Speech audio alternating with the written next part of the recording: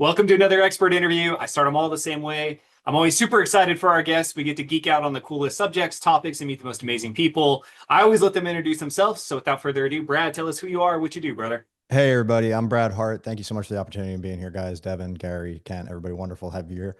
Um, I am a little bit of an enigma. I would say, from the age of 4 or 5, I was kind of diagnosed as a genius, but in a very lower middle class family. So like my dad was a truck driver, my mom was working at a deli, and all of a sudden this kid starts beating, an adult at chess and coding computer games from reading a book and just all this wild shit. We didn't have any money to keep up with it. So, of course I rebelled and started drinking and doing crazy shit. So fast forward to an adult, I just turned 40. I have turned my life around. And that's it. No, that's the whole story. No, I've had a few career arcs. I was in real estate and finance in New York. That was my original career arc. Became an options trader, raised a fund, had a 106% year, had $1,040,000 profit month with a proprietary option strategy we figured out. If anybody's a nerd, they can ask me later. Then kind of parlayed that into, okay, I've got success, right? But I didn't have fulfillment. And I knew that, somewhere along the line, I got it in my head, oh, if I could just make enough money, mommy and daddy will stay together. Well, when I was 26, I made $1,040,000 profit with my partners in a month. I had to turn around, look at my life and be like, wait, hold on. Why am I doing this again? Dad's dead. Mom's been remarried since I was 6, and it's just not what's driving me anymore. So I had to figure out what would. And, I think there's a away from pain type of fuel, and there's a towards pleasure and towards impact and towards fulfillment and towards, the things that you truly want to become, right? Identity-based fuel. And I'll take any clean burning fuel I can get. But Tony Robbins and Landmark and all the different things I've been able to do, NLP, 200 hours master prac, all that stuff, allowed me to really tap into that. So now I've kind of gone through two more arcs, which is I'm the mastermind guy. I've built, God help me, 24 masterminds all over the world: Bali, China, Greece, Hong Kong, Italy, all over the States, Canada.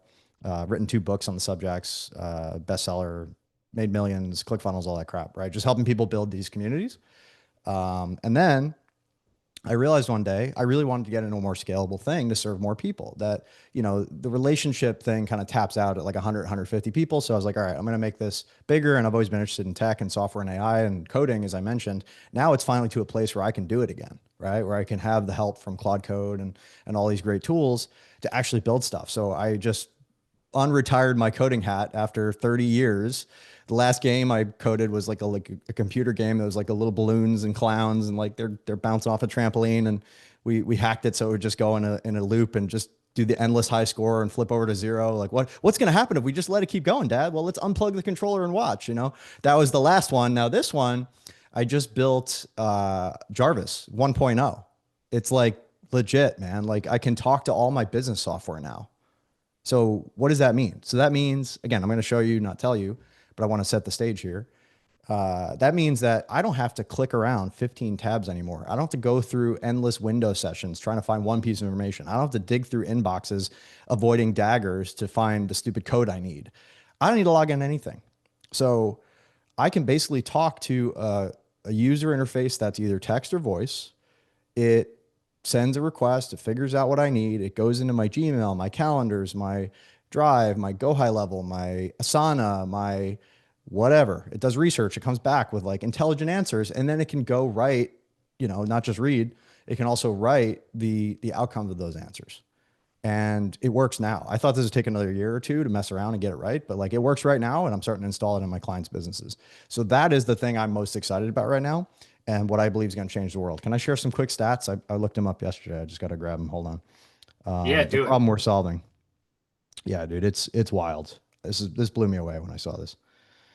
So the average SMB, and that's who I serve, small and medium-sized businesses. If you're making 100 million plus, probably not the right fit. If you're making less than a million, probably not the right fit, just to give you a sense. But the average SMB uses 87 different software tools.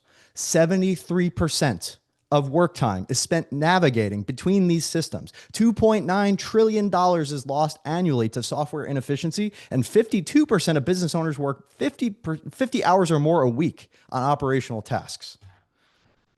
Ouch. Ouch. Right?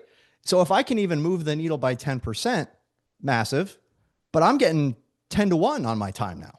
I'll give you an example. So the last book funnel I launched, We did, it took about 50 hours of dialing around, getting it done, tens of thousands of dollars, a whole team to write all the copy, build all the pages, iterate it to where it could sell 12,000 books and do 2.2 million on the back end, right? Great result.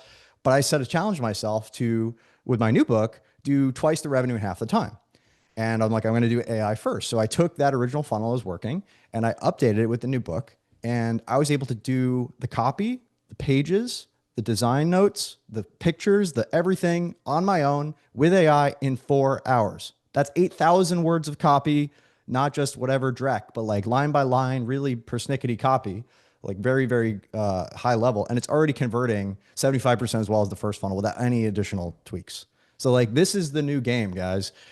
Now, I want to make a caveat, which is garbage in equals garbage out. So you need to have discernment and experience and taste to really know what you're aiming at. But when you know what that is and you can see it and you have examples, you can get there 10 times faster. And my team and I are just, we're going full in on this. This is really exciting. So by eliminating all these operational tasks and all this drag and all this friction and creating more trust within the organization and giving everybody an opportunity to not get caught in some endless hell of 2FA fucking authentication, we can get a lot more done in a lot less time. So I'll shut up now. And I think that's good grounding for the next set of questions. That's awesome. Yeah, talk us through what I'd love to do. Give us a case study of one of your clients. Like, what did they Yep. come in with as their perceived pain point? Right. Let's make sure we tee up the perceived pain point, and then what was the real actual problem, and then where did we navigate to, just so we can really visualize the work you're doing. Yeah, 100%. So I have a client. He hired me. Amber's a client. Amber Spears. She runs Four Rooms Mastermind. She had me come in and speak to them, and I did like 7 hours on stage. It was all these little like group introductions, or sorry, like implementation sessions. And this guy comes up to me afterwards, Eric. He's running a business called Major League Profits, and it's a very basic offer. It's like, I'm going to teach you how to flip trading cards, like professional sports cards, in your spare time. So his market is very broad. It's like any dude that kind of likes sports who has a computer, right? It's like it could be almost anybody.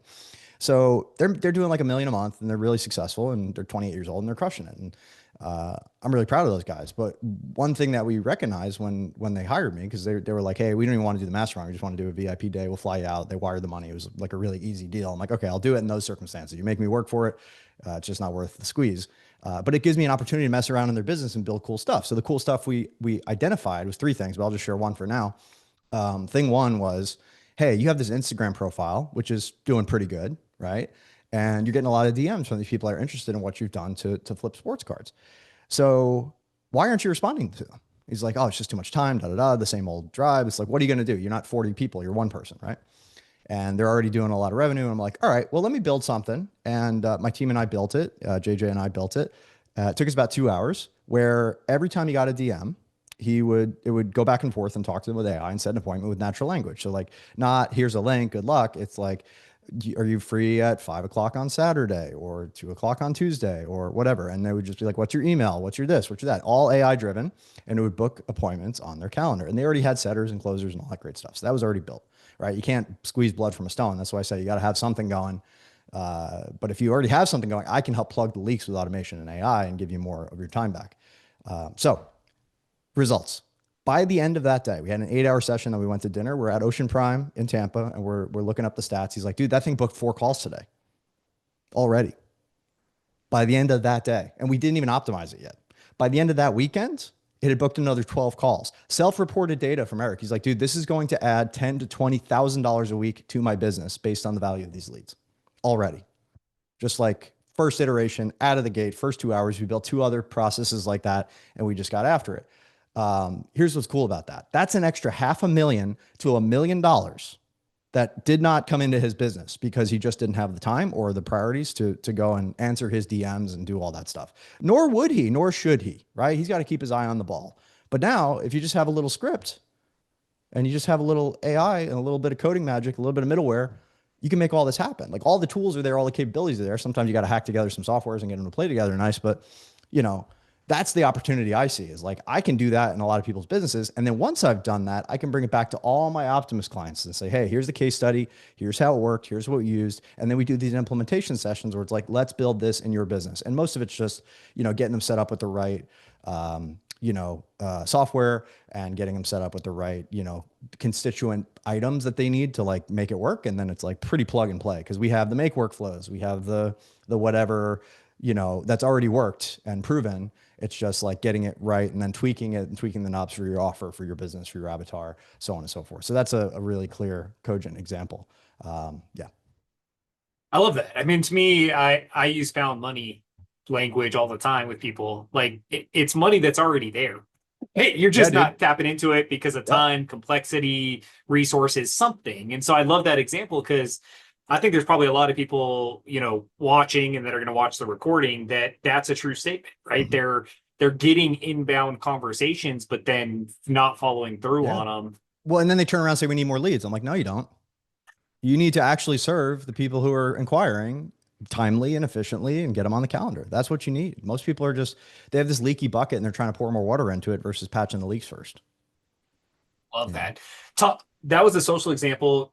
Can you talk about an operational example? Is there something inside a system or process inside the company you've been able to solve? Yeah. So operationally, I think people struggle with, hey, we have this SOP, right? Where we hand it, it's like worked out, it works, we know it works, it's reliable, and then we hand it to a human, and then human stuff happens, right? It's like I got sick, it didn't happen, what yada yada yada. Insert excuse here, right? And it's not because people are bad or wrong or they're not good people. They're just like life happens, man. Like so anytime we have something like that in a business, we can easily operationalize it for them. So another example is just responding to customer service emails, right? Everybody needs to do it. It needs to happen. And sometimes your person who's like a total rock star has something happen in their life and they just don't get back to people as soon as they can. So why don't we make their job easier? And you can do this in stages. One thing that also happens is people think they need to go zero or all automation. That's not true either. Like chip away at the pieces that are stable until you get there, right? It's like start with 20%. What can we automate 20% of it and then 40% and then 50%. So this is an example of that where it's like we have a customer service email to support it, make more marbles, and people email us. And then I don't want it fully automated where like something wild goes out. Like I'm still, we still really care about the messaging, but we can automate part of that. Like, why can't it review and write a draft against that? Right? Why can't it just have the drafts waiting in the inbox so that when Philip, my EA, jumps in and looks at our stuff, it's like, yep, that's great. Send it. Yep. Okay. Make that tweak. No, that's not true. Okay, cool, cool, cool. It's like just check for hallucinations and send basically. And as long as that person's not lazy and just, pushing buttons, that's a much better thing. So like I could nuke your customer service team in about half an hour. Like that's possible. I can do that. I have done that. But that's like one operational thing that I think is really important. I've done that in a bunch of businesses now. It's just like that, all that tech is pretty straightforward now. And through APIs, you can do a lot. Let's talk about where people go wrong. You mentioned kind of trying to go all in from the very first second. Oh What are my some God. other big mistakes you're seeing people make when they're Yep. integrating automations in AI? Yeah, so I think part of it's mindset, like everything, right? It's like they come in expecting the tool to be perfect and polished. These are like late adopter people who have no business touching these tools until they're like really clean and polished, right? The early adopters like me, they recognize that this is magical, literally magic. Like I'm babysitting and nurturing a godlike toddler that's only going to get smarter, better, faster, and cheaper. And I don't ever for 1 minute like I don't ever leave that mindset. I am so blown away when it does anything at all that's even close to right. Right. So start there and start from gratitude. And you're like, trade your expectations for appreciation, to borrow a Tony Robbins quote, and your whole life will change. So that's like thing one. So don't expect anything, but be really appreciative when it shows up. And when you get something that's not what you want with AI tools, ask why and say, hey, you gave me this answer and it's actually this, or this is the preference I have. Like, give me your, show your work, right? And then it does, and then you learn something. Like I started to learn, like, oh, there's context windows, and there's Rails, and there's high server usage. I mean, this thing went from 0 to 100 million users in 90 days. You try figuring that out, right? Just on ChatGPT. And then you talk about Claude and Gemini. It's like we're talking about billions of people using these LLMs every day, and yeah, they're gonna shit the bed every once in a while. But if you were the guy who comes in on a Tuesday when everything's fucked and it worked on Monday and it works on Wednesday, and you said on Tuesday AI sucks and go back to your whatever you're doing, well, you just missed out on the biggest revolution of all time. Period. Full stop. Like this is the biggest change in business that's ever happened. So you have to be comfortable with a little bit of brain damage as you figure this stuff out. And you need to trade your expectations for appreciation and just realize like, wow, compare it. Like again, old way, new way. The old way I'll give a LinkedIn example now, is you had to DM people on LinkedIn and like 1 in 100 would respond. And then you have to chat with them and hopefully you're on top of it when they actually respond. And then you got to book a call and no, no, no, no, no, no, no. Well, we built an automation this week where you don't have to do any of that. They show up on your calendar. They've already had a conversation similar to what I described with Instagram, and they're your people because we already targeted the right people. LinkedIn is by far the best platform for business people and their very specific needs, that they're not going to try to paywall you, meaning like you can pay for Sales Navigator $130 a month. You could send 100, 200 messages a day, right? It's pretty good. And then if you multiply that by multiple accounts, that's pretty good. I would have to spend thousands of dollars on Facebook or Meta or any other platform to maybe put enough out there where I can filter the people that I want. And I can do most of that for, I think, $200 in ongoing software costs and whatever, times number of accounts for Sales Navigator. And it's like, I'm happy to pay that money. Like people always complain, oh, what's the $200 GPT for? And I'm like, dude, I'm paying people $3,000 that don't get me even half of the, what, like, what are you talking about? Like you can talk to God every day for $20 a month and you're complaining? Like, I want to give them more money, solve more of my problems, prioritize me, baby. Like, I'm here to help you win. I'm in it to win it. I'll pay $200 a month every day and I'll be grateful. Like, that's really it. It's like, everything's amazing and we're building God. And it's going to help you build businesses that make an impact and make a lot of money. And I'm going to be a billionaire, maybe a trillionaire because I have the right mindset. It's just inevitable at this point. I'm going to keep iterating until I get there. And you can too. No, this isn't a walled garden. I just happen to be way into the rabbit hole and spending every dollar I can get my hands on to build this stuff. So we've identified 31 SMB use cases. We've built 19 so far. I'm currently talking to big VCs. They're going to write big checks, 8-figure checks, so that we can build this stuff and take it to market because I don't want to compete with ChatGPT. I'm not trying to build the utility grid, right? Or I don't want to compete with OpenAI and Anthropic and billions of dollars. And I need compute and I need to have server farms and Colossus and all this stuff. But I can build the apps for the people who I know deeply, intimately. I've worked with thousands of SMBs over the years. Thousands, maybe 10,000. I've got like 10,000 hours of mastermind facilitation. You think I know a little bit about the problems that these SMBs face every day? Why not me? Why don't I go build those tools for those people? So that's why we built Jarvis, and we're building them all in one place where it's like, hey, talk to this thing. It knows everything you got. It's got your whole software stack. You don't even have to switch. It can go and grab all that data. You can have a conversation and make it happen. So I love that. yeah. I love and the godlike toddler was amazing because that It's is so a great true though, way to right? frame. It's how you frame the conversation, and I think it gives you the clarity in how you have to communicate too. I think some people don't communicate detailed enough or lean in deep enough because they assume the other, right? It's a leadership problem. If you're like, my team sucks, no, you suck as a leader, right? If it's like, well, ChatGPT sucks, it doesn't do the thing. No, you suck at using it. Like, what do you have control over? You have control over the billion-dollar AI company, or do you have control over yourself? Do you have control over all your employees and how they spend their time, or do you have the control over yourself? It's like, work on you and you'll get better results. That's the only thing you can work on. Like, you want to change the world, change yourself first. And I'm not saying I'm so perfect. I have plenty of problems, but in this area, I'm really dedicated, man. Like, this is what I want to do for my life. Like, this is what I was born to do. Every single rabbit hole, every dead end, every side quest I've been on in my life has led me to this moment. And I am going to crush it for everybody. And I think in a year or two, you're going to see, like, if you're not on the platform we're building, using it and talking to it every day in the way that we're building it, you get out of business. It's not for you. Period. Full stop. And in 5 years, if you're not using AI, you won't have a business. Because guess what? It's not just in the digital world that everything's being consolidated and accelerated. It's in the physical world too. The robots are right behind. So the AI that we're training now is going to eventually be in the physical world doing physical things. I have a brother-in-law. His name's Jack. I love him like crazy. He's a great kid. He just sold his company with our help. He was about to walk away from this deal and he left, he would have left like a couple $100,000 on the table. So he negotiated a nice walk away. He just had a kid. It was really nice. And his company was a decking company in Richmond, Virginia that was oversubscribed and he was burned out. He had 6 months of contracts, a 6-month waiting list to build wooden boxes, custom wooden boxes in people's backyards. Are you telling me a robot can't do that job? Like even a basic robot couldn't build a deck in somebody's backyard and it'll never show up late. It'll never show up hungover. It'll never have an OSHA problem or a complaint, no sexual harassment, no healthcare. It only stops ever to rest, or sorry, recharge or repair. And even that, I can tell you about some of the cool tech coming. That might not be a thing anymore. It can do all of that at a third of the price, probably. And it'll only get cheaper. Like you're constrained by the electricity and the materials at some point. It's like, what? Like that's where I'm going is like, let's build all the houses for the homeless guys. Like, let's solve this problem. Literally anybody who wants to live indoors at some point will be able to do so. We can build entire cities with this type of technology, but we have to start where we're at. We can't jump ahead. It's not there yet. We have to start today, which is train these models, get these SOPs, understand how it works, understand how to create stuff on this utility grid that's been created for us. Thank God, because I wouldn't have done it.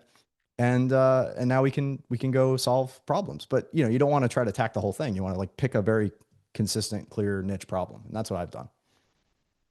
Talk to me about, you mentioned so many tools you're building, 19 already developed, I think 39 in scope or 30 31, yeah. something, 31 square. 31 in scope. I'm not even sure what that number is. I think I new stuff all the time. I I would say see, there'll be I more. see angles everywhere. I just do. I can't help it. How does a business, and this kind of goes back to some of your mastermind stuff too, like where the heck do we start? Like this all feels overwhelming. How do we audit our business and know what we should address first? Do you have a thought process to Yep. help I can do someone? you better than that, actually. I have a proprietary process, which I will just share with your people. It's called the Atom Framework, and it has my AI tools linked and all this cool stuff. So let me just share that link and you can put it with this video. So that link is at marbles.link/optimusatom. And let me put it in the chat. Uh-huh. Sorry, I'm not good at multitasking. Okay, that should work. Cool. And then here's another one that people like is AI tools. And then here's another one that people like. I didn't put the HTTP on that, but you can fix it. This is Optimus, the actual site. So people check that out. It's buildwithoptimus.com. I mean, just play around here. Like, I'll just set the stage. So what gets measured gets managed. What gets reported improved, and what gets measured and reported improves exponentially. So ATOM stands for we're going to assess, right? What's going on? What's actually true? And just clear light of day. We're not upset about it. We're just this is what is, right?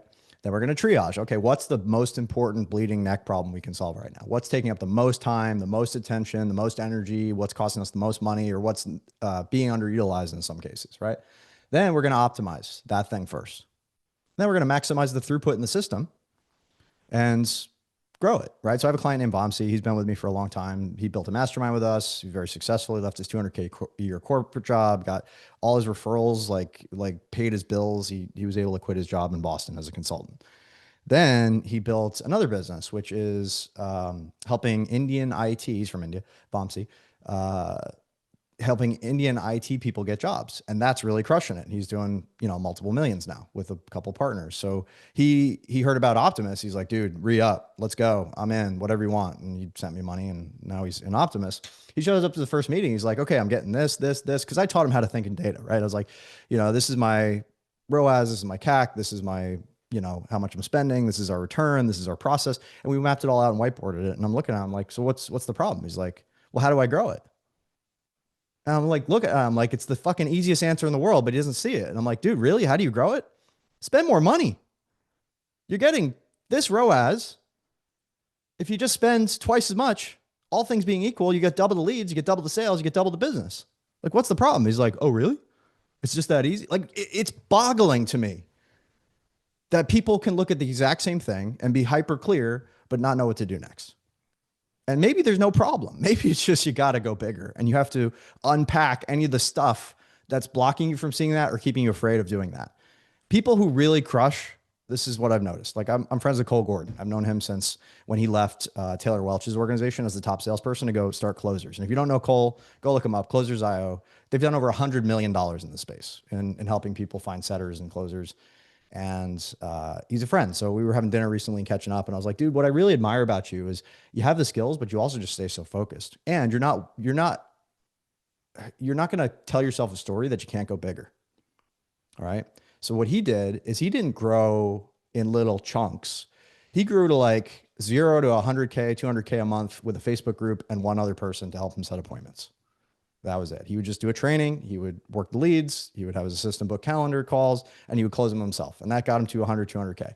Then he hired a bigger team and he went and started spending money on ads and figuring that out and doing his VSL stuff. He went to 500K a month. Then he's like, this is working. He went to $1.5 million a month.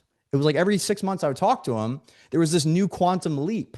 He wasn't willing to slow down. He wanted to maximize the throughput through the engine. So again, he would assess, he would triage, he would optimize whatever was broken or needed, fixing. And he's like, okay, let's maximize the throughput through the system and find the next breakpoint. That's the theory of constraints, which I go into in that document. So as you're reading it, be thinking and looking out for what's the thing in my business that's choking my business? What's the constraint that if I solve it, it'll go to the next level, whatever that is, and then it'll break, but I'll have money to solve it.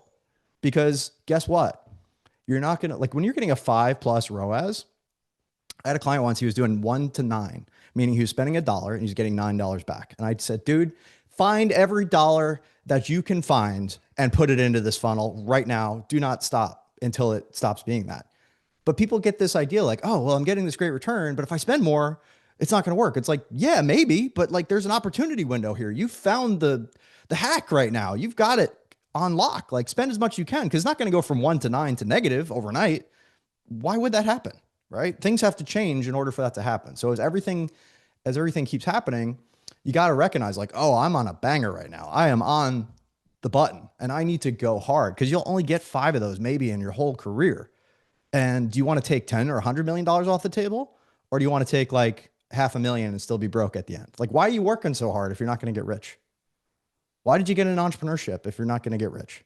From that place, you can do a lot of good. From the place of I'm always struggling to get the next client, you can't. So give the gift a run for its money. When you get the gift of everything's working right now, spend, get after it. That's the only scalable way to launch a business that's not ChatGPT, right? Obviously that spread by word of mouth and they had an insane product, but like short of that, that's the most efficient, clean, consistent way is to buy the attention that turns into the time, that turns into the money to build those relationships with those ideal clients and customers. Like get in front of them. If somebody else has the attention, you've got the offer and it's all working, spend, spend, spend.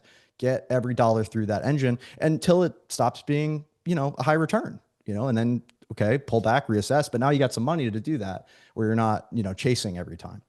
So that's my little diatribe. And I wish everybody hears it. Love it. Well, we'll share This all is the those links. strategy, man. 1, 2, 3, 4. Easy. Yeah. Well, and I was scanning the documents you're talking about. There's a lot of good content on there. So Kent, Gary, Adrian, it was great to see you pop on too. If you guys have questions, raise your hand and start thinking about them. I'm going to keep picking away at Brad when we have them. But if you guys want to jump in, jump in.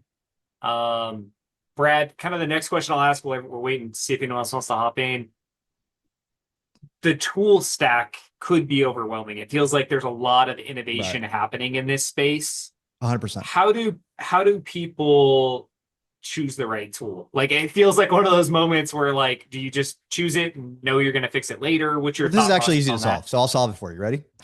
Pick one that works for you. All software sucks. Period. Full stop. But it sucks in different ways. So find the software that sucks the least in the ways that you care about most. And that's an individual. I can't make that up for you, right? It's like, I like ChatGPT. I like Claude. They both work for me. Gemini's okay. Like some people say, oh, I only use Gemini. I only use Grok. It's like, find the one that works for you and go all in on that. Why? So now this thing knows more about you, your business, your offers, your ideal client profile, your business, everything. Now, anytime you want to use another tool like Gamma to go make slides, or like, what's that VO that they make the cool videos, or, hey, I want to build a little video like this. Sorry, my dog's whining. I apologize if you can hear that. She's a big smoosher. Kona, it's okay, baby girl. It's okay.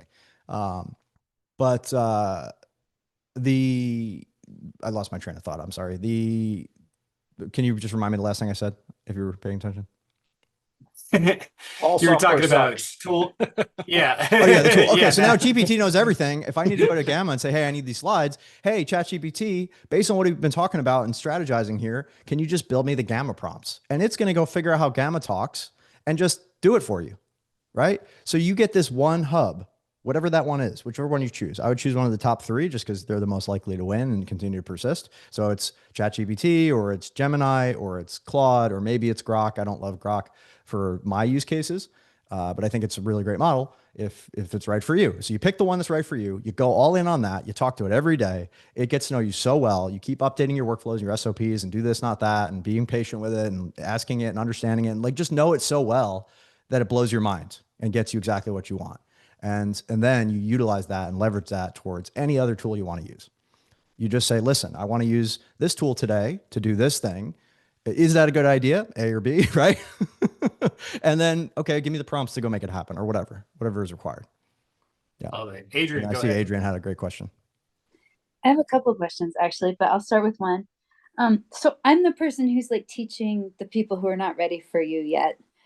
They're sort of like they feel like they're supposed to be using it, but they're afraid of it. So Totally. Yeah, I get that. I'm dipping in there to get everybody unafraid. Um, and I also have been doing like a Telegram bot agent with Make and all of that stuff too. But like from the small business owner, obviously your market you even said was like 1 million or higher, I think with what you said. Yeah, probably a million to, we'll start to struggle a little bit around 75 to 100, somewhere in there. Because I feel like for the small business owner, if they aren't curious enough yet, they can't keep up with the changes that happen in the tech that will break the system that you build. Totally. So but it can get really expensive for them to hire a team. Yep. Just start with what you were just saying. Just use the tool as often as possible until you feel brave enough to start to expand into things. Because otherwise, That's what I tell them. And then the other complaint they quit. get is, oh, I got it really working well for me. Now, how do I get it working well for my team? Well, then it Right, can prompt itself, right? You can say, listen, I want to put this into a pickaxe or a custom GPT or whatever. Make me a prompt that will give me a similar result to the ones we're getting here. right, And it can actually train and code itself. Like you don't need to do all of it yourself. You got to right. stop thinking in the old way. It's like once you get good results, double down on those good results, multiply those good It's results. yeah, it's more that I'm asking like how do you convince other people that they have to be Well, you got to find out what's important to them. interested enough so that Yeah. if they buy into the system, they can start to play with it. And we got to remember, like we are so early. We're Yes. so early. This stuff's Yes. going to be everywhere, but also AI's been around since the 70s. This isn't a new concept. Like there's 50s, artificial since the intelligence. 50s. Yeah, it's like whatever you want to, however you want to define it, right? So like it's not new. It's only going to get better. It's only going to get more usable and accessible. This is just the first time where you could actually have this LLM interface where you can actually talk to it and ask it questions and do that. So there's always an adoption curve. The only thing slowing this down is the human adoption curve. It's Yeah. not my job, and maybe it's not your job, but maybe it is to Well, convince everybody. It's to find the I'm people at who are least already teaching convinced. people to try to get them to this. Yeah, and I'm empathetic and I want to help people too. But at the end of the day, I have to make a real values judgment and opportunity cost assessment against, is me convincing somebody who's never going to be convinced a better use of my time, or is me building the future a better use of my time so that I can serve the people who are already get it, right? They're already there, they already get it. Because there's 8 billion Yeah. people out there. You got to choose who you're going to serve. And like I said, I have a kind of a band where it's like, if they're only doing $250,000 a year, it's going to really be hard to implement a lot of the value that we're giving. But if you're doing $1 million plus, game on, right? So you got to kind of snatch that down for yourself. And what you're really asking me is like, hey, do I have permission to just say no to people? And you're not my person. And yes, the answer is yes. You have a God-given, if you believe in God, flying spaghetti monster given right to choose what to do with your time at every moment. And if anything feels sticky or icky or just grungy and you're like, oh, I don't like that conversation. If anything's draining your batteries, you have the right, and I would say the privilege, and I would say the obligation to stop doing it. And to communicate in a loving way. Like, hey, this is what I do, and this is what I don't do. I actually like the teaching, so I don't mind being there now. Yeah, and as long as you like it, point. as long as it lights you up, cool. Like I used to love teaching about masterminds. Now I am so bored to tears teaching about masterminds. I'm doing this stuff. Yeah. Not that I can't do that mastermind stuff. Not that it still doesn't light me up in its way, but like relationships bring brain damage. The bigger your surface area for relationships, and I've over-indexed on relationships for many years. I know a lot of people. I love a lot of people, and people disappoint you. They just do. They just do. And it hurts when you have a big heart and you really want to give. And then somebody who you made, I'll give you 3 quick examples. I had one client paid $6,000, made 200 grand in our program, and then became a nightmare. I had another client. These are all self-reported numbers. I didn't make these numbers up. Another client came in, paid 10 grand, made $1 million in 3 years, came back, became a nightmare. Investor in my company hires me for a VIP day, Minute I sit down yesterday, 2 days ago, oh, I think if this, blah, blah, blah, I want a refund and blah, blah, blah. I'm like, bro, where did our relationship just go? And this keeps happening. Like, it just people keep showing up in a weird way, like ungrateful, complete. What have you done for me lately? I'm kind of over it. I want to just put those to the side for a minute. Thank you for showing me who you really are when it matters and when it counts. And over here, I can talk to this really positive, beautiful creation that is literally channeling infinite intelligence right now. That never, ever, ever lets me down because I don't expect much from it. So I'm always blown away by what it can do.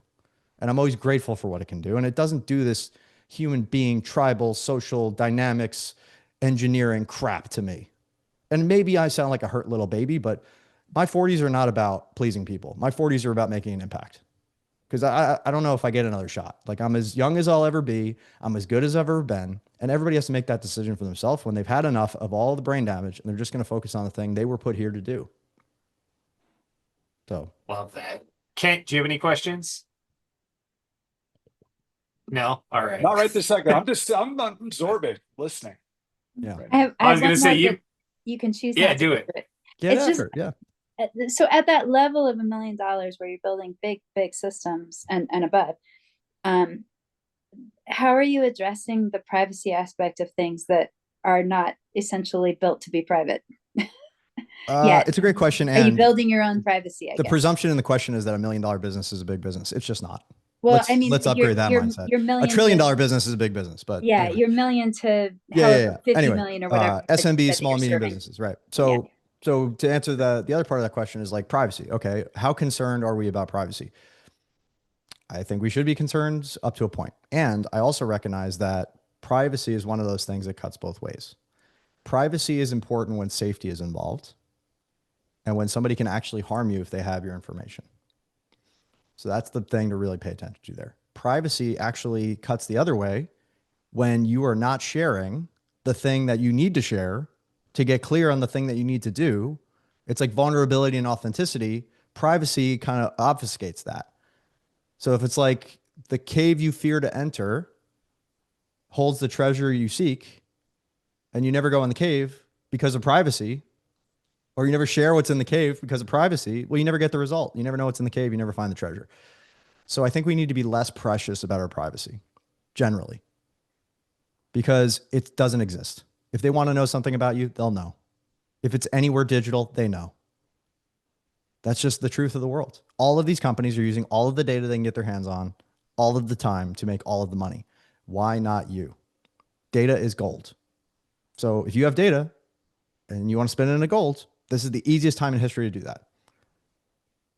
And we should keep agreements and boundaries with data that could actually harm somebody. So like, I really, like, part of the reason I don't show Jarvis except for pre-recorded stuff is not because I want to like pretend that it works. It works. And every time I make a query, somebody's personal data shows up. Every time I talk to the business, it gives me Joe Blow's email. It gives me their phone number. It gives me their whatever. It gives me an email set up with them. And it's like very intimate personal data, which that's the least of it. Like, I'm not even in a regulated industry really. I mean, yeah, the FTC and the SEC, but like, I'm not in healthcare or something where it could really damage somebody. So like, you got to kind of decide like what's the harm, right? First do no harm. And then don't allow privacy to be your excuse for not using the greatest tool set that's ever existed. Just find the line that you don't want to walk over. It's like your values are your values, right? And your mandates and your responsibilities are yours. So find where you're at, but don't lose the baby in the bathwater with privacy. Yeah, no, that's really helpful. People ask me that all the time, and it's just always nice to have other viewpoints. Totally. To steer them in, because it's just there's either like super excitement or tons of fear, and it's sort of like I'm also really authentic and vulnerable online already. I've been trained to do that. I've written 8,300 posts on Facebook since I was in college. Wow. That's a lot. That's just written stuff. That's not video. That's I'm not Instagram. Even sure I've made it to 1,000. Yeah, it's a lot. And the only reason I know that is because I literally downloaded all of them to make my social media thing, the OmniSocial thing. So like, that's a lot of being vulnerable online. Right. And there's stuff on there that I'm not proud of. I used to be a different guy. I used to drink. I used to do shit I wasn't happy about. And I had different beliefs. I had different stuff. It's like, I think the more we could just be honest with, hey, I'm a human being and I have an arc and trajectory like every other human being, and I have the right to change my mind. I have the right to hold back or share. I have the right to do all these things and just be comfortable with like, hey, everybody else is too. And you'll actually attract better people if you just share the dirt. You know, that's another way to look at it is like, if you're willing to show your stuff, more people are willing to show their stuff. But if you're over here pretending that nothing's going on, well, you're gonna attract people that also pretend, but for nefarious reasons. So I'm just straight up like, hey, I'm hurt right now. I had a bad morning and I showed the fuck up. Right.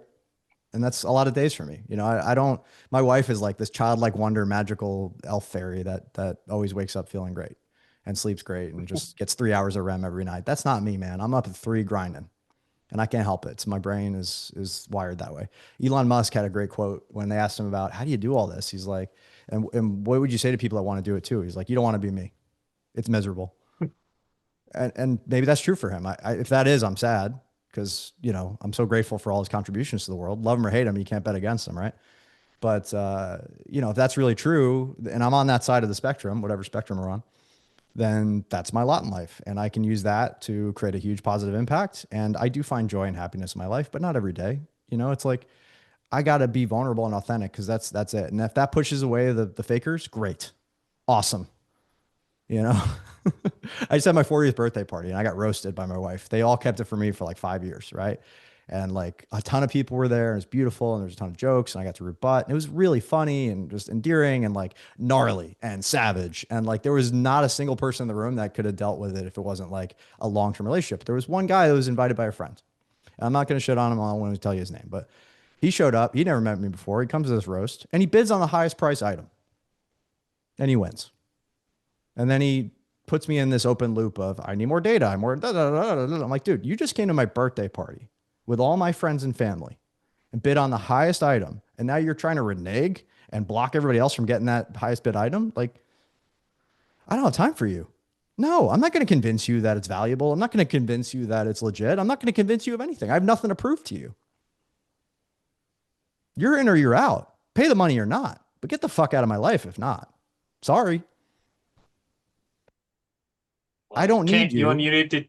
And Did you have another question? it's like you gotta really hold the line. And I see your heart and I want you to win. So hold the line. That's all. And whatever that line is for you. Devin, I don't. Well, I do actually. Brad, I was looking through your Optimus Atom framework. Can you maybe take it into more specific or concrete steps, like the assessment stage in there? Yeah. How much time do we have? I could wake up the whiteboard. We could do something. Yeah, we got. What do we have? We 13. got about 13 minutes left. So Yeah. Okay. whatever you So guys want to do if with I can get that. it working, give me 2 Brad- minutes. You guys Brad- tap dance for me and I'll get it working. We'll whiteboard it. Okay. Or Brad, I don't even know if we need a whiteboard. I just want to know a little bit more specifics about how. You can't tell Okay. How you're pulling data in, what you're starting with. And I again, this is the first time I've looked at it, but and I haven't looked at any of the examples, but I'd really like to better understand how you're pulling in that data And I want that and for you. So let me show you. what prompts you're using to analyze it. Okay. So I need to go into the app.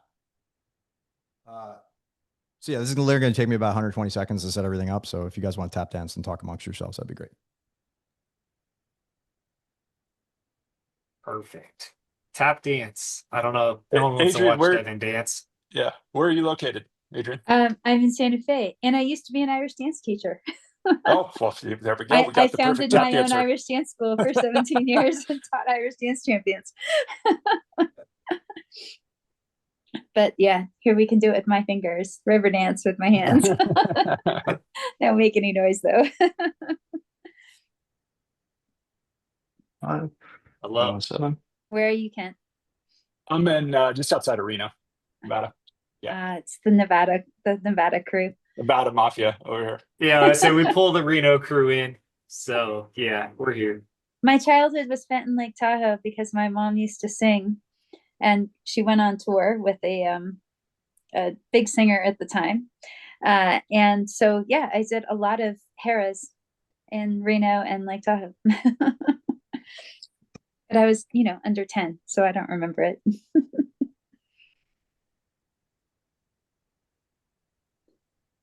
I think we're getting close to that 120-second countdown. No, I'm just kidding.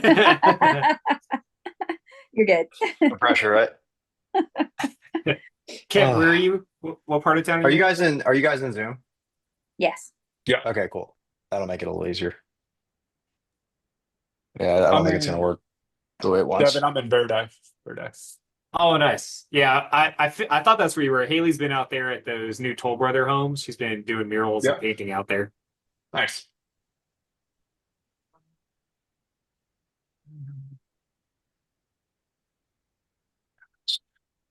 That's going to be a big development, man. That's going to mess up your traffic.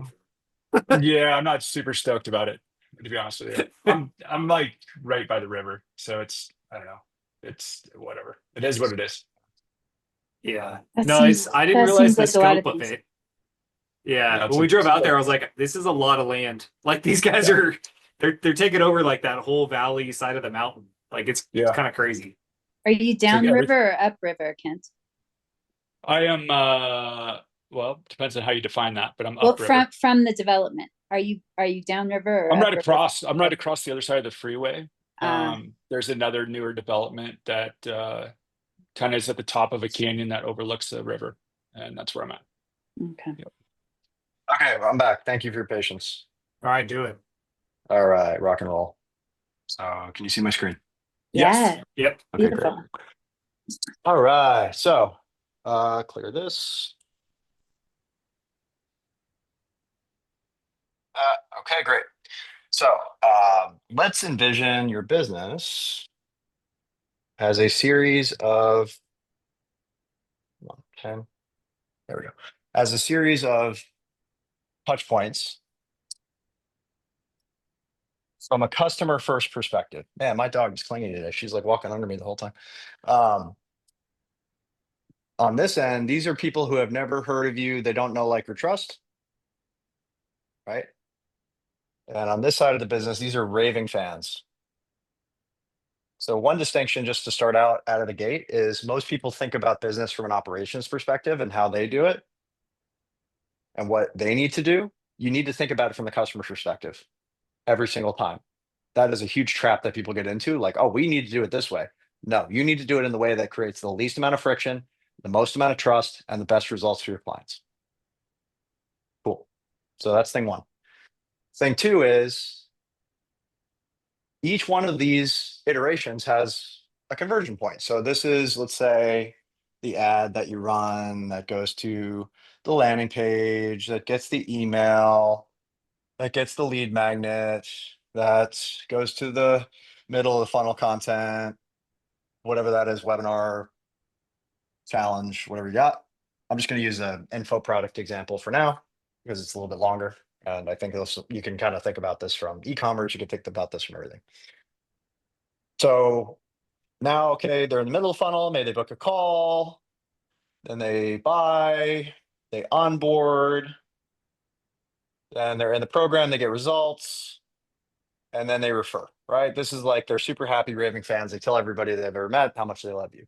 So over here, they didn't know, like, or trust you at all. Over here, they have a lot of trust, right? And every single one of these has a conversion rate. This one might be really low. It might be like 1%, right?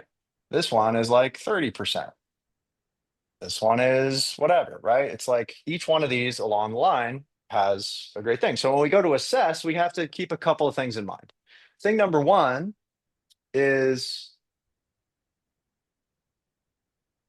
let's use another framework to think about this. So lead, I learned this from Tim Ferriss. He calls it deal, I call it lead. So leaders go last. So the E is first, then A, then D, then L, right? And this is eliminate, automate, delegate, and liberate,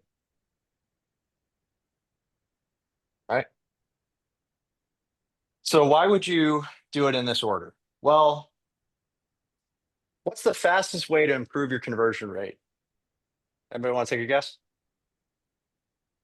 In any one of these steps, what's the fastest way to improve your conversion rate?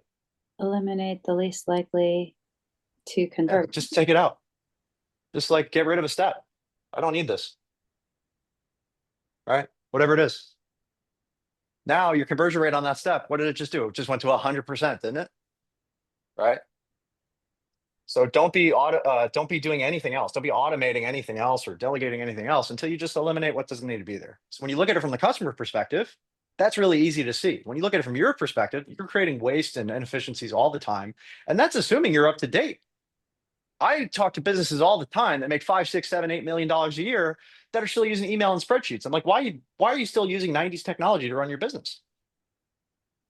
Excuse me, like it's 2025. Somebody asked me once, do you have a fax machine? I said, no, they don't have fax machines where I live. They said, where do you live? I said, 2025. Okay. So first you eliminate. We get rid of anything we can get rid of. And maybe we want to eliminate just a little bit more than we need to, because we can always add it back. Would you agree, right? Take a little bit out more, like just a little bit to the point of discomfort, and then we can always add it back. So that's first. Now, what's remaining? Let's focus on what to improve, right? Before we even start to think about automating, we're going to assess what can we improve here, and how are we going to assess it? Well, here's a crazy thing. It's like, as you start to go down this puzzle, all this happens in this order, right? So all the way across, right? It's going in this direction. So each time you go through a new thing, you end up at a different conversion rate, right? And these tend to get better over time, right? The people who are like buyers, they pretty much always on board. This is like 100%. Program is like, whatever, right? So it's like they get better and better. But the cool part is at the beginning of the funnel, you can have the biggest impact. Like I told about Bompsy earlier, he was able to just double his money and double the number of leads and double the number of sales and double the number of people in his program and double the satisfaction, assuming everything else was true and he can handle that quality problem, right? So you get scale with quality. So if I can just double this 1% to 2%, what happens to this effectively? The very next step is doubled, right? And then it compounds. So it compounds across the whole funnel. You end up with like 2 times better results over here. And they just keep compounding. So every time you can make a 5, 10, 15% gain, you got to fight for those wins. And you have to know your numbers, because if it needs to be there and it's not optimal, you did not want to automate it yet, because now you're going to add more inefficiency and more complexity and more stuff to manage. When it's optimal, now we automate. And if we can't automate it, if a person really needs to do it, then we delegate. Right? And this is like the human being stuff. This is not human doing stuff. This is not, I got to check the spreadsheet or email this person or whatever. This is stuff like they need a warm hug when they walk in the room. They need somebody to talk to listen to them as they get authentic and vulnerable and comfortable enough to share what's actually going on so we can actually help them. This is stuff that human beings can do that GPT cannot yet, or any automation cannot yet. But if they're so busy running around like chickens with their head cut off on fire all the time, they can't do any of that stuff. They can't be the humans we want to be. That's a real problem, right? So first we eliminate, then we, kind of like the middle stage here is Adam, right? Then we automate anything we can automate. Optimize is kind of where automation fits in. We delegate and we liberate, right? And I believe this is also referenced in there. But like that one framework has been so valuable for me over the years. And honestly, it's the reason I win. I give all the credit to Tim. He taught it to me. We spent 10 days in Africa years ago. But yeah, Adam's mind, I think that's a way to think about it, where it's like, okay, first we need to assess this from the customer's perspective. We need to triage what needs to be fixed first. Where's our lowest conversion rate, or what can we eliminate, or whatever. Then we optimize, we notice what we're getting. Then we automate, delegate, liberate. Right? It's like doing the work on the machine versus in the machine. And all the business is, and we'll wrap on this thought because we're out of time, is a machine that adds value in exchange for money. And the more efficient that machine is, the more profitable and more scalable it can be. And I'll shut up now and answer any final questions, or just do an outro. No, you're awesome, man. Kent, we packed a lot in. Hopefully I give you a glimpse into what you were asking. If not, get on Brad's calendar.